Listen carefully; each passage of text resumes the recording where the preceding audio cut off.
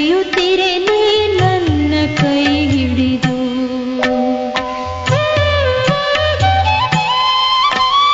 ಸ್ನೇಹ ತುಂಬಿದ ನಯನದಲ್ಲಿ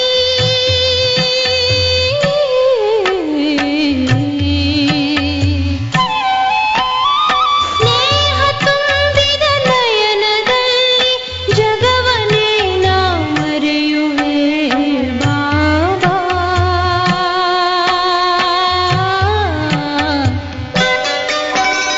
ನಿನ್ನ ಶಾಂತಿ ಸ್ತಂಭದ ಸಮ್ಮುಖದಿ ಬಾಬಾ ನಾ ಬಳಿ ಬರಲು, ನಾ ಬಳಿ ಬರಲು.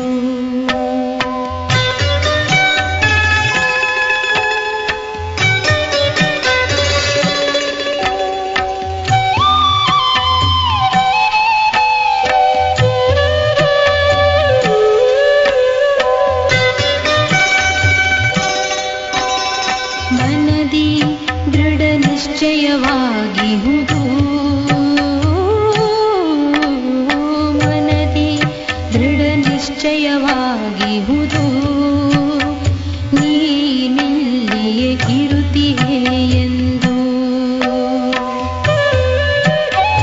ಇಂದಿಗೂ ಎಂದೆಂದಿಗೂ, ಇಂದಿಗೂ ಎಂದೆಂದಿಗೂ ನೀ ಬಾಬಾ ಇಲ್ಲಿಯೇ ನೆಲೆಸಿರುವೆ. ಮಧುಬನದ ಕಣ ಕಣದೊಳು, ಮಧುಬನದ ಕಣ ಕಣದೊಳು ನಾ ನಿನ್ನನೆ ಕಾಣುತ್ತಿಹೆನು ಬಾಬಾ.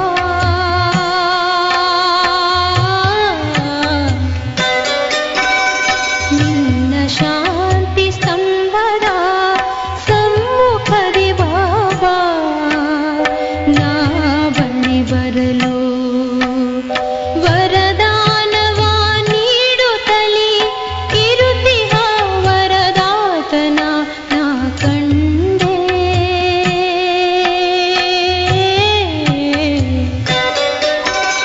ನಿನ್ನ ಶಾಂತಿ ಸ್ತಂಭದ ಸಮ್ಮುಖದಿ ಬಾಬಾ ನಾ ಬಳಿ ಬರಲು, ನಾ ಬಳಿ ಬರಲು, ನಾ ಬಳಿ ಬರಲು.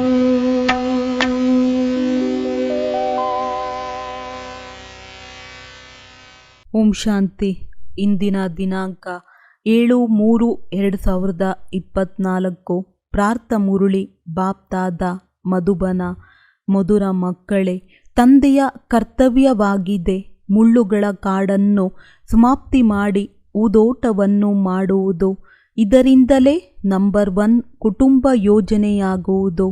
ಪ್ರಶ್ನೆ: ಕುಟುಂಬ ಯೋಜನೆಯ ಫಸ್ಟ್ ಕ್ಲಾಸ್ ಶಾಸ್ತ್ರವು ಯಾವುದಾಗಿದೆ ಮತ್ತು ಹೇಗೆ?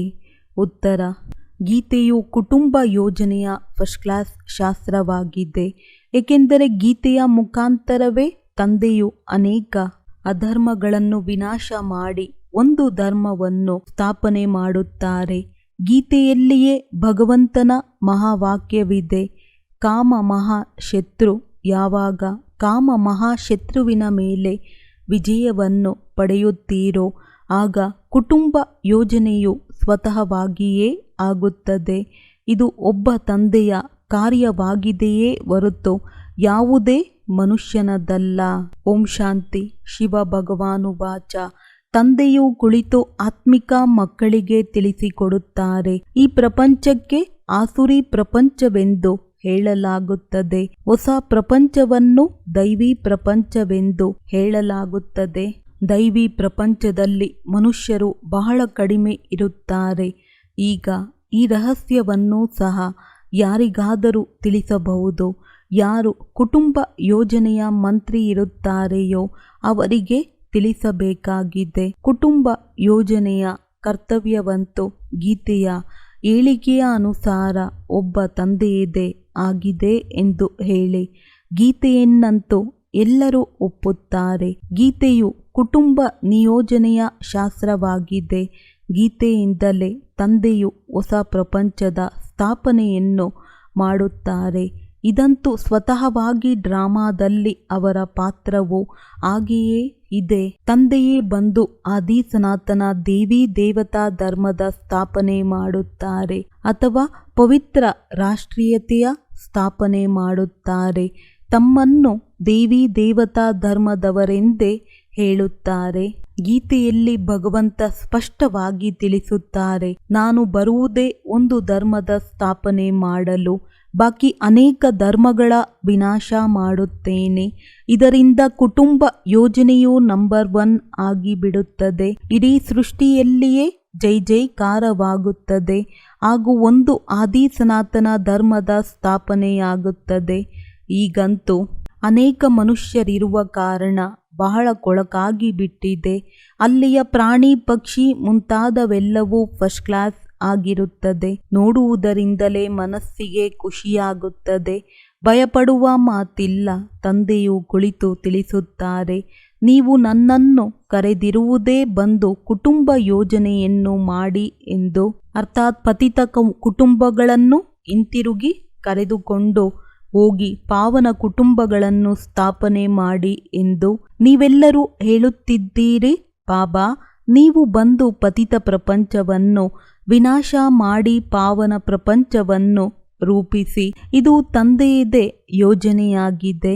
ಅದನ್ನು ನೋಡುವುದರಿಂದಲೇ ಮನಸ್ಸಿಗೆ ಖುಷಿಯಾಗುತ್ತದೆ ಮತ್ತು ಲಕ್ಷ್ಮೀ ನಾರಾಯಣರನ್ನು ನೋಡುವುದರಿಂದಲೇ ನಿಮ್ಮ ಮನಸ್ಸಿಗೆ ಖುಷಿಯಾಗುತ್ತದೆಯಲ್ಲವೇ? ಅಲ್ಲಂತೂ ಯಥಾ ರಾಜ ರಾಣಿ ತಥಾ ಪ್ರಜಾ ಎಲ್ಲರೂ ಫಸ್ಟ್ ಕ್ಲಾಸ್ ಆಗಿರುತ್ತಾರೆ. ಆದ್ದರಿಂದ ಈ ಕುಟುಂಬ ಯೋಜನೆಯ ಯುಕ್ತಿಯು ನಾಟಕದಲ್ಲಿ ನಿಗದಿಯಾಗಿದೆ.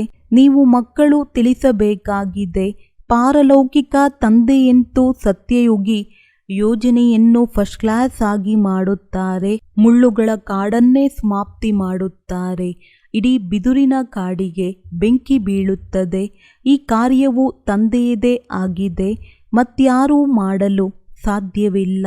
ಎಷ್ಟೇ ಕಷ್ಟಪಟ್ಟರೂ ಸಫಲತೆಯನ್ನಂತೂ ಯಾರೂ ಪಡೆಯಲು ಸಾಧ್ಯವಿಲ್ಲ.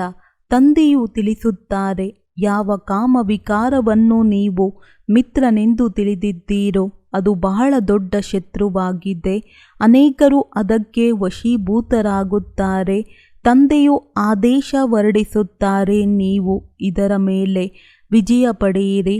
ಕಾಮ ಮಹಾ ಶತ್ರುವಾಗಿದೆ ಎಂದು ನೀವು ಹೇಳಿ ಅಂದಾಗ ಕುಟುಂಬ ಯೋಜನೆಯನ್ನು ಹೇಗೆ ಮಾಡುವುದು ಎಂದು ಯಾರು ತಿಳಿದುಕೊಂಡೇ ಇಲ್ಲ. ಡ್ರಾಮಾ ಅನುಸಾರ ಇದನ್ನು ಕಲ್ಪಕಲ್ಪವು ತಂದೆಯು ಮಾಡುತ್ತಾರೆ. ಮತ್ತೆ ಇದು ಆಗಲೇಬೇಕಾಗಿದೆ. ಸತ್ಯಯುಗದಲ್ಲಿ ಬಹಳ ಕಡಿಮೆ ಜನಸಂಖ್ಯೆ ಇರುತ್ತದೆ. ಇದರಲ್ಲಿ ಚಿಂತೆ ಪಡುವ ಮಾತಿಲ್ಲ. ತಂದೆಯು ಪ್ರತ್ಯಕ್ಷವಾಗಿ ಈ ಕಾರ್ಯವನ್ನು ಮಾಡುತ್ತಾರೆ. ಅವರೆಲ್ಲರೂ ಎಷ್ಟೊಂದು ತಲೆಕೆಡಿಸಿಕೊಳ್ಳುತ್ತಾರೆ. ಶಿಕ್ಷಣ ಮಂತ್ರಿಗೂ ಇದನ್ನು ತಿಳಿಸಿ ಈಗಿನ ಚಾರಿತ್ರ್ಯ ಎಷ್ಟು ಕೊಳಕಾಗಿದೆ. ಆದರೆ ದೇವತೆಗಳ ಚಾರಿತ್ರ್ಯ ಎಷ್ಟು ಚೆನ್ನಾಗಿತ್ತು. ನೀವು ಯಾವುದೇ ಚಿಂತೆ ಇಲ್ಲದೆ ವಾಣಿಯನ್ನು ನುಡಿಸಿ, ಇದು ಯಾವುದೇ ಮಂತ್ರಿಯ ಕೆಲಸವಲ್ಲ ಎಂದು ಹೇಳಿ.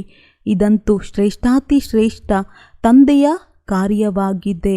ಈ ದೇವತೆಗಳ ರಾಜ್ಯದಲ್ಲಿ ಒಂದೇ ರಾಜ್ಯ, ಒಂದೇ ಭಾಷೆ, ಒಂದೇ ಧರ್ಮವಿತ್ತು.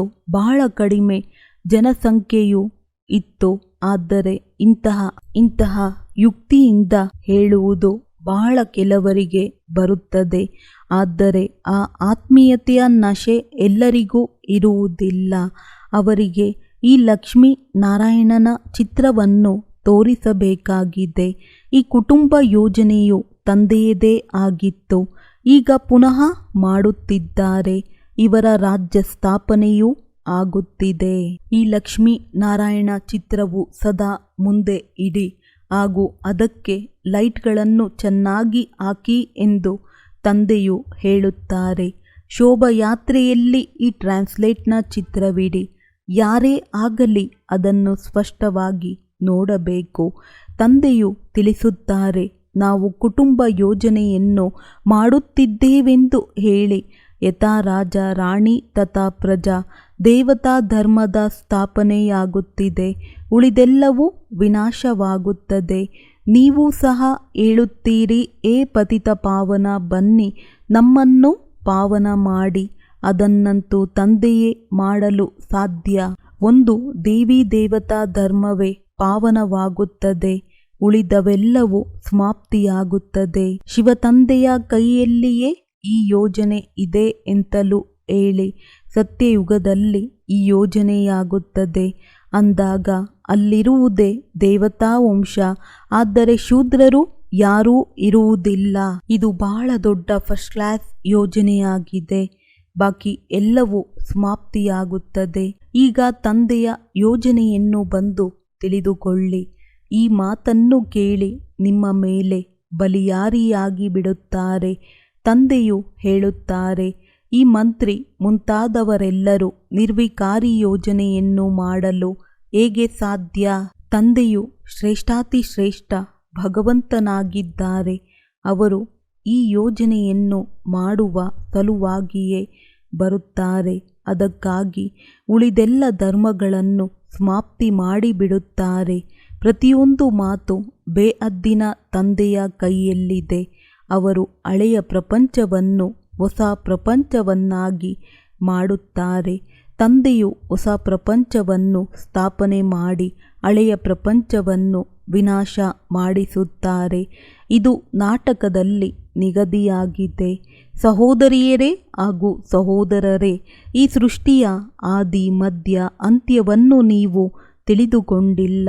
ಆದರೆ ಅದನ್ನು ತಂದೆಯೇ ತಿಳಿಸಿಕೊಡುತ್ತಾರೆಂದು ತಿಳಿಸಬೇಕಾಗಿದೆ. ಸತ್ಯಯುಗದ ಆದಿಯಲ್ಲಿ ಇಷ್ಟೊಂದು ಮನುಷ್ಯರಿರುವುದಿಲ್ಲ. ಅಲ್ಲಿ ಕುಟುಂಬ ಯೋಜನೆ ಮೊದಲಾದ ಮಾತುಗಳನ್ನು ಮಾತನಾಡುವುದೇ ಇಲ್ಲ. ಆದ್ದರಿಂದ ನೀವು ಮೊದಲು ಬಂದು ಸೃಷ್ಟಿಯ ಆದಿ ಮಧ್ಯ ಅಂತ್ಯವನ್ನು ತಿಳಿದುಕೊಳ್ಳಿ.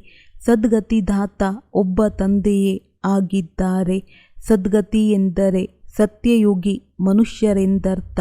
ಮೊಟ್ಟ ಮೊದಲು ಈ ದೇವಿ ದೇವತೆಗಳು ಬಹಳ ಕಡಿಮೆ ಇದ್ದರು. ಅದು ಅದ್ಭುತವಾದ ಧರ್ಮವಾಗಿತ್ತು. ತಂದೆಯು ಅವುಗಳ ಅತ್ಯುತ್ತಮ ಯೋಜನೆಯನ್ನು ಮಾಡುತ್ತಾರೆ. ಕಾಮ ಮಹಾಶತ್ರುವಾಗಿದೆ. ವರ್ತಮಾನ ಸಮಯದಲ್ಲಂತೂ ಇದರ ಹಿಂದೆ ಪ್ರಾಣ ಬೇಕಾದರೂ ಕೊಡುತ್ತಾರೆ. ಯಾರಿಗಾದರೂ ಯಾರೊಂದಿಗಾದರೂ ಮನಸ್ಸಾಯಿತೆಂದರೆ ತಂದೆ ತಾಯಿ ವಿವಾಹ ಮಾಡದೇ ಇದ್ದಾಗ ಮನೆಯಲ್ಲಿ ಜಗಳವನ್ನೇ ಪ್ರಾರಂಭ ಮಾಡುತ್ತಾರೆ. ಇದು ಕೊಳಕಾದ ಪ್ರಪಂಚವಾಗಿದೆ. ಪರಸ್ಪರ ಒಬ್ಬರಿಗೊಬ್ಬರು ಮುಳ್ಳನ್ನೇ ಚುಚ್ಚುತ್ತಿರುತ್ತಾರೆ. ಸತ್ಯಯುಗದಲ್ಲಂತೂ ಪುಷ್ಪವೃಷ್ಟಿಯಾಗುತ್ತದೆ. ಈ ರೀತಿಯಾಗಿ ವಿಚಾರ ಸಾಗರ ಮಂಥನ ಮಾಡಬೇಕು. ತಂದೆಯಂತೂ ಸಲಹೆ ಕೊಡುತ್ತಿರುತ್ತಾರೆ. ನೀವು ಇದನ್ನು ರಿಫೈನ್ ಮಾಡಿ ಚಿತ್ರಗಳನ್ನೂ ಸಹ ಭಿನ್ನ ಭಿನ್ನ ಪ್ರಕಾರವಾಗಿ ಮಾಡುತ್ತಾರೆ. ನಾಟಕದನುಸಾರವಾಗಿ ಏನು ನಡೆಯುತ್ತದೆಯೋ ಅದು ಚೆನ್ನಾಗಿಯೇ ಇದೆ. ಇದನ್ನು ಯಾರಿಗಾದರೂ ತಿಳಿಸಿಕೊಡಲು ಸಹ ಸಹಜವಾಗಿದೆ. ಎಲ್ಲರ ಗಮನ ತಂದೆಯ ಕಡೆ ಸೆಳೆಯುವಂತಾಗಬೇಕು. ಇದು ತಂದೆಯ ಕರ್ತವ್ಯವೇ ಆಗಿದೆ. ಆದರೆ ಈ ಕರ್ತವ್ಯವನ್ನು ತಂದೆಯು ಮೇಲೆಯೇ ಕುಳಿತು ಮಾಡಲು ಆಗುವುದಿಲ್ಲ. ಯಾವಾಗ ಧರ್ಮ ಗ್ಲಾನಿಯಾಗುತ್ತದೆಯೋ ಆಸುರಿ ರಾಜ್ಯವಾಗುತ್ತದೆಯೋ ಆಗ ನಾನು ಬಂದು ಇದೆಲ್ಲವನ್ನು ಸಮಾಪ್ತಿ ಮಾಡಿ ದೈವಿ ರಾಜ್ಯವನ್ನು ಸ್ಥಾಪನೆ ಮಾಡುತ್ತೇನೆಂದು ತಂದೆಯು ತಿಳಿಸುತ್ತಾರೆ. ಮನುಷ್ಯರಂತೂ ಅಜ್ಞಾನ ನಿದ್ರೆಯಲ್ಲಿ ಮಲಗಿದ್ದಾರೆ. ಇದೆಲ್ಲವೂ ವಿನಾಶವಾಗಿ ಬಿಡುತ್ತದೆ. ಯಾರು ನಿರ್ವಿಕಾರಿಯಾಗುತ್ತಾರೆಯೋ ಆ ಕುಟುಂಬಗಳೇ ಬಂದು ರಾಜ್ಯ ಮಾಡುತ್ತವೆ. ಬ್ರಹ್ಮನ ಮುಖಾಂತರ ಸ್ಥಾಪನೆ ಎಂಬ ಗಾಯನವಿದೆ. ಯಾವುದರ ಸ್ಥಾಪನೆ? ಇಂತಹ ಕುಟುಂಬ ನಿರ್ವಿಕಾರಿ ಕುಟುಂಬ.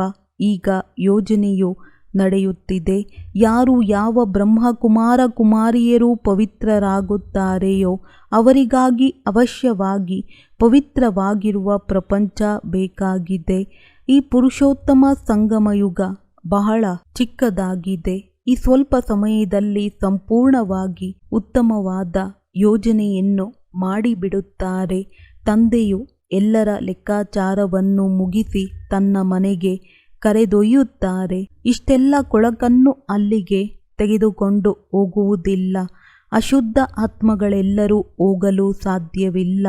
ಆದ್ದರಿಂದ ತಂದೆಯು ಬಂದು ಹೂಗಳನ್ನಾಗಿ ಮಾಡಿ ಮನೆಗೆ ಕರೆದೊಯ್ಯುತ್ತಾರೆ. ಹೀಗೆ ವಿಚಾರ ಸಾಗರ ಮಂಥನ ಮಾಡಬೇಕು. ನೀವು ಅನುಭವ ಮಾಡುತ್ತಿರುತ್ತೀರಿ.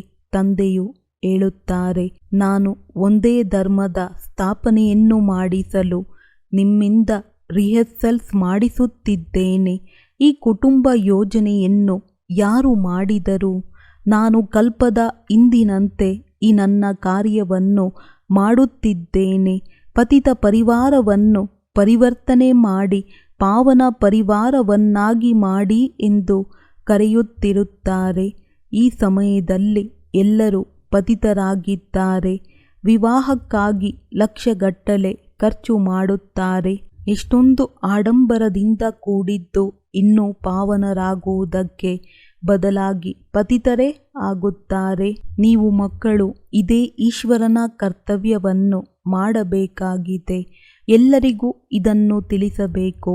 ಎಲ್ಲರೂ ಆಸುರಿ ನಿದ್ರೆಯಲ್ಲಿ ಮಲಗಿದ್ದಾರೆ. ಅಂಥವರನ್ನು ಜಾಗೃತಗೊಳಿಸಬೇಕು.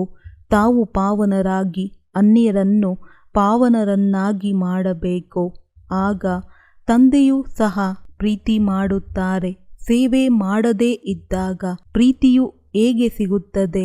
ಯಾರಾದರೂ ರಾಜನ ಪದವಿಯನ್ನು ಪಡೆಯದಿದ್ದರೆ ಅವರು ಅವಶ್ಯವಾಗಿ ಉತ್ತಮ ಕರ್ಮವನ್ನು ಮಾಡಿರುತ್ತಾರೆ. ಇದನ್ನಂತೂ ಯಾರು ಬೇಕಾದರೂ ತಿಳಿದುಕೊಳ್ಳಬಹುದು. ಇವರು ರಾಜ ರಾಣಿಯಾಗಿದ್ದಾರೆ, ನಾವು ದಾಸದಾಸಿಯಾಗಿದ್ದೇವೆ ಎಂದು ಅಂದಾಗ ಇಂದಿನ ಜನ್ಮದಲ್ಲಿ ಅಂತಹ ಉತ್ತಮ ಕರ್ಮವನ್ನು ಮಾಡಿರುತ್ತಾರೆ. ಕೆಟ್ಟ ಕರ್ಮವನ್ನು ಮಾಡುವುದರಿಂದ ಕನಿಷ್ಠ ಮಟ್ಟದ ಜನ್ಮವು ಸಿಗುತ್ತದೆ. ಹೀಗೆ ಕರ್ಮದ ಲೆಕ್ಕಾಚಾರವು ನಡೆಯುತ್ತಿರುತ್ತದೆ. ಈಗ ತಂದೆಯು ನಿಮಗೆ ಶ್ರೇಷ್ಠ ಕರ್ಮ ಮಾಡುವುದನ್ನು ಕಲಿಸುತ್ತಾರೆ. ಇಂದಿನ ಜನ್ಮದ ಕರ್ಮದನುಸಾರ ಆ ರೀತಿ ಆಗಿದ್ದೇವೆಂದು ಅಲ್ಲಿಯೂ ಸಹ ತಿಳಿದುಕೊಳ್ಳುತ್ತಾರೆ. ಆದರೆ ಎಂತಹ ಕರ್ಮವನ್ನು ಮಾಡಿದ್ದೇವೆಂದು ಗೊತ್ತಾಗುವುದಿಲ್ಲ. ಕರ್ಮದ ಬಗ್ಗೆ ಮಹಿಮೆ ಮಾಡುತ್ತಾರೆ. ಯಾರು ಎಷ್ಟು ಶ್ರೇಷ್ಠ ಕರ್ಮವನ್ನು ಮಾಡುತ್ತಾರೆಯೋ ಅಷ್ಟು ಶ್ರೇಷ್ಠ ಪದವಿಯನ್ನು ಪಡೆಯುತ್ತಾರೆ. ಶ್ರೇಷ್ಠ ಕರ್ಮದಿಂದ ಶ್ರೇಷ್ಠರಾಗುತ್ತಾರೆ. ಉತ್ತಮ ಕರ್ಮವನ್ನು ಮಾಡದೇ ಇದ್ದಾಗ ಕಸಗುಡಿಸುವಂತಹ ಕಡಿಮೆ ಪದವಿಯನ್ನು ಪಡೆಯಬೇಕಾಗುತ್ತದೆ. ಮಂಕರಿಯನ್ನೂ ಸಹ ಹೊರಬೇಕಾಗುತ್ತದೆ. ಇದೆಲ್ಲವನ್ನು ಕರ್ಮದ ಫಲವೆಂದು ಹೇಳಲಾಗುತ್ತದೆ. ಹೀಗೆ ಕರ್ಮದ ಚರಿತ್ರೆಯು ನಡೆಯುತ್ತದೆ. ಶ್ರೀಮತದಿಂದ ಶ್ರೇಷ್ಠ ಕರ್ಮವಾಗುತ್ತದೆ. ಎಲ್ಲಿ ರಾಜ, ಎಲ್ಲಿ ದಾಸದಾಸಿ. ಅದಕ್ಕಾಗಿ ತಂದೆಯು ತಿಳಿಸುತ್ತಾರೆ, ಫಾಲೋ ಫಾದರ್. ನನ್ನ ಶ್ರೀಮತದಂತೆ ನಡೆದಾಗ ಶ್ರೇಷ್ಠ ಪದವಿಯನ್ನು ಪಡೆಯುತ್ತೀರಿ. ತಂದೆಯು ಸಾಕ್ಷಾತ್ಕಾರವನ್ನೂ ಸಹ ಮಾಡಿಸುತ್ತಾರೆ. ಈ ಮೊಮ್ಮ ಬಾಬಾ ಹಾಗೂ ಮಕ್ಕಳು ಇಷ್ಟೊಂದು ಶ್ರೇಷ್ಠ ಕರ್ಮದ ಫಲವಾಗಿಯೇ ಆಗಿದ್ದಾರೆ. ಆದರೆ ಅನೇಕ ಮಕ್ಕಳು ಕರ್ಮವನ್ನು ತಿಳಿದುಕೊಂಡಿಲ್ಲ. ಅಂತ್ಯದಲ್ಲಿ ಎಲ್ಲರಿಗೂ ಸಾಕ್ಷಾತ್ಕಾರವಾಗುತ್ತದೆ. ಬಹಳ ಚೆನ್ನಾಗಿ ಬರೆಯುತ್ತೀರಿ. ಓದುತ್ತೀರೆಂದರೆ ನವಾಬರಾಗುತ್ತೀರಿ. ಮುನಿಸಿಕೊಳ್ಳುತ್ತೀರಿ, ಕೋಪಿಸಿಕೊಳ್ಳುತ್ತೀರಿ ಎಂದರೆ ಎಲ್ಲವನ್ನು ಕಳೆದುಕೊಳ್ಳುತ್ತೀರಿ. ಆ ವಿದ್ಯೆಯಲ್ಲಿಯೂ ಹೀಗೆಯೇ ಆಗುತ್ತದೆ. ಭಗವಾನುವಾಚ, ಈ ಸಮಯದಲ್ಲಿ ಇಡೀ ಜಗತ್ತು ಕಾಮಚಿತೆಯ ಮೇಲೆ ಸುಡುತ್ತಿದೆ. ಸ್ತ್ರೀಯನ್ನು ನೋಡಿದರೆ ಸ್ಥಿತಿಯು ಕೆಡುತ್ತದೆ ಎಂದು ಹೇಳುತ್ತಾರೆ. ಆದರೆ ಅಲ್ಲಿ ಈ ರೀತಿ ಸ್ಥಿತಿಯು ಹಾಳಾಗುವುದಿಲ್ಲ. ಆದ್ದರಿಂದ ತಂದೆಯು ತಿಳಿಸುತ್ತಾರೆ, ನಾಮರೂಪವನ್ನು ನೋಡಲೇಬೇಡಿ. ನೀವು ಸಹೋದರ ಸಹೋದರರನ್ನು ನೋಡಿ. ಇದೇ ಅತಿ ದೊಡ್ಡ ಗುರಿಯಾಗಿದೆ. ವಿಶ್ವದ ಮಾಲೀಕರಾಗಬೇಕು. ಎಂದಿಗೂ ಈ ಲಕ್ಷ್ಮೀ ನಾರಾಯಣರು ಹೇಗಾದರೆಂಬ ಮಾತು ಯಾರ ಬುದ್ಧಿಯಲ್ಲಿಯೂ ಇಲ್ಲ. ತಂದೆಯು ತಿಳಿಸುತ್ತಾರೆ, ನಾನೇ ನಿಮ್ಮನ್ನು ಹೀಗೆ ಸ್ವರ್ಗದ ಮಾಲೀಕರನ್ನಾಗಿ ಮಾಡುತ್ತೇನೆ. ಲಕ್ಷ್ಮೀ ನಾರಾಯಣರು ಸರ್ವಗುಣ ಸಂಪನ್ನರಾಗಿದ್ದರು. ವರ್ತಮಾನ ಸಮಯದಲ್ಲಿ ಯಾರಿಗೆ ನೀವು ಹೊಸ ರಕ್ತದವರೆಂದು ತಿಳಿದುಕೊಂಡಿದ್ದೀರಿ ಅಂದಾಗ ಅವರು ಏನು ಮಾಡುತ್ತಿರುತ್ತಾರೆ? ಗಾಂಧೀಜಿಯು ಅವರಿಗೆ ಇದನ್ನೆಲ್ಲವನ್ನು ಕಲಿಸಿಕೊಟ್ಟು ಹೋದರೇನು? ರಾಮರಾಜ್ಯವನ್ನು ನಿಭಾಯಿಸಲು ಯುಕ್ತಿ ಬೇಕಾಗುತ್ತದೆ. ಇದು ತಂದೆಯ ಕರ್ತವ್ಯವಾಗಿದೆ. ಏಕೆಂದರೆ ತಂದೆಯೂ ಸಹ ಪಾವನರಾಗಿದ್ದಾರೆ. ನಂತರ ನೀವು 21 ಜನ್ಮಗಳು ಪಾವನರಾಗಿದ್ದು ಅನಂತರ 63 ಜನ್ಮಗಳು ಪತಿತರಾಗಿ ಬಿಡುತ್ತೀರಿ. ಹೀಗೆ ತಿಳಿಸುವುದರಲ್ಲಿ ಮಸ್ತರಾಗಿರಬೇಕು. ತಂದೆಯು ಮಕ್ಕಳಿಗೆ ತಿಳಿಸುತ್ತಾರೆ, ಮಕ್ಕಳೇ ಪಾವನರಾಗಿ ಒಳ್ಳೆಯದು. ಮಧುರಾತಿ ಮಧುರ ಅಗಲಿ ಹೋಗಿ ಮರಳಿ ಸಿಕ್ಕಿರುವ ಮಕ್ಕಳ ಪ್ರತಿ ಮಾತ್ಪಿತಾ ಬಾಪ್ತಾದಾರವರ ನೆನಪು, ಪ್ರೀತಿ ಹಾಗೂ ಸುಪ್ರಭಾತ. ಆತ್ಮಿಕ ಮಕ್ಕಳಿಗೆ ಆತ್ಮಿಕ ತಂದೆಯ ನಮಸ್ತೆ. ಧಾರಣೆಗಾಗಿ ಮುಖ್ಯ ಸಾರ: ತಮ್ಮ ಸ್ಥಿತಿಯನ್ನು ಸದಾ ಏಕರಸ ಅಡೋಲವನ್ನಾಗಿ ಮಾಡಿಕೊಳ್ಳಲು ಯಾರ ನಾಮರೂಪವನ್ನು ನೋಡಬಾರದು. ಸಹೋದರ ಸಹೋದರರನ್ನು ನೋಡಬೇಕು. ದೃಷ್ಟಿಯನ್ನು ಪಾವನ ಮಾಡಿಕೊಳ್ಳಿ. ತಿಳಿಸಿಕೊಡುವಾಗ ಆತ್ಮೀಯ ನಶೆಯನ್ನು ಧಾರಣೆ ಮಾಡಿ. ತಂದೆಯ ಪ್ರೀತಿಯನ್ನು ಪಡೆದುಕೊಳ್ಳಲು ತಂದೆಯ ಸಮಾನ ಕರ್ತವ್ಯವನ್ನು ಮಾಡಬೇಕು. ಆಸುರಿ ನಿದ್ರೆಯಲ್ಲಿ ಮಲಗಿರುವವರನ್ನು ಜಾಗೃತಗೊಳಿಸಬೇಕು. ತಾವು ಸುಂದರರಾಗಿ ಅನ್ಯರನ್ನು ಸುಂದರರನ್ನಾಗಿ ಮಾಡಬೇಕು. ವರದಾನ: ತಮ್ಮ ಸರಳ ಸ್ವಭಾವ ಮತ್ತು ಶುಭಭಾವ ಮೂಲಕ ಭೋಲಾನಾಥ ತಂದೆಯ ಪ್ರೀತಿಯ ಅನುಭವ ಮಾಡುವಂತಹ ಆಕರ್ಷಣಾ ಮೂರ್ತಿ ಭವ. ಭೋಲಾನಾಥ ತಂದೆಗೆ ಎಲ್ಲದಕ್ಕಿಂತ ಪ್ರಿಯ ಭೋಲಾ ಮಕ್ಕಳಾಗಿದ್ದಾರೆ. ಭೋಲಾ ಅರ್ಥಾತ್ ಯಾರು ಸದಾ ಸರಳ ಸ್ವಭಾವ, ಶುಭಭಾವ ಮತ್ತು ಸ್ವಚ್ಛತೆ, ಸಂಪನ್ನ ಮನಸ್ಸು ಮತ್ತು ಕರ್ಮ ಎರಡರಲ್ಲಿ ಸತ್ಯತೆ ಮತ್ತು ಸ್ವಚ್ಛತೆ ಇರುವವರು. ಇಂತಹ ಮಕ್ಕಳು ಆಕರ್ಷಣಾ ಮೂರ್ತಿಗಳಾಗಿ ತಂದೆಯನ್ನು ತಮ್ಮ ಮೇಲೆ ಆಕರ್ಷಿತರನ್ನಾಗಿ ಮಾಡಿದ್ದಾರೆ. ಭೋಲಾನಾಥ ತಂದೆ ಇಂತಹ ಸರಳ ಸ್ವಭಾವ ಭೋಲಾ ಮಕ್ಕಳ ಗುಣಗಳ ಮಾಲೆಯನ್ನು ಸ್ಮರಣೆ ಮಾಡುತ್ತಾರೆ. ಭಗವಂತನ ಮುಗ್ಧತೆ ಪ್ರಿಯವಾಗಿದೆ. ನೀವು ಮಕ್ಕಳು ತಮ್ಮ ಮುಗ್ಧತೆಯಿಂದ ಭಗವಂತನನ್ನು ಮೋಹಗೊಳಿಸಿದ್ದೀರಿ. ಅವರನ್ನು ತಮ್ಮವರನ್ನಾಗಿ ಮಾಡಿಬಿಟ್ಟಿದ್ದೀರಿ. ಸ್ಲೋಗನ್: ತಮ್ಮ ಚೆಹರೆ ಮತ್ತು ನಡತೆಯಿಂದ ಗುಣ ಮತ್ತು ಶಕ್ತಿಗಳ ಗಿಫ್ಟ್ ಉಡುಗೊರೆ ಹಂಚುವುದೇ ಶುಭ ಭಾವನೆ, ಶುಭ ಕಾಮನೆಯಾಗಿದೆ. ಒಳ್ಳೆಯದು. ಓಂ ಶಾಂತಿ.